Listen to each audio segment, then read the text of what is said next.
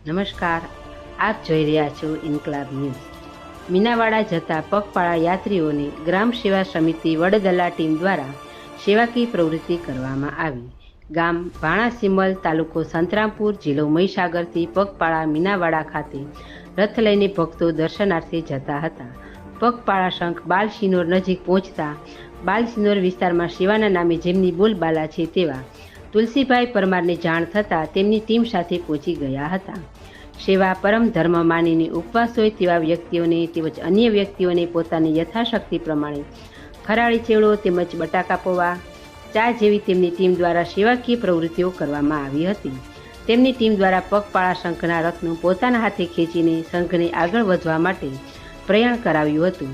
કળિયુગમાં નિષ્પક્ષ નિસ્વાર્થ ભાવી સેવા કરનાર બહુ ઓછા જોવા મળે છે। ધન્ય છે આવા જાગૃત યુવાનને તેમજ તેમની ટીમને। રિપોર્ટર શૈલેષભાઈ ઠાકોર, ઇન્કલાબ ન્યૂઝ, બાલાસિનોર।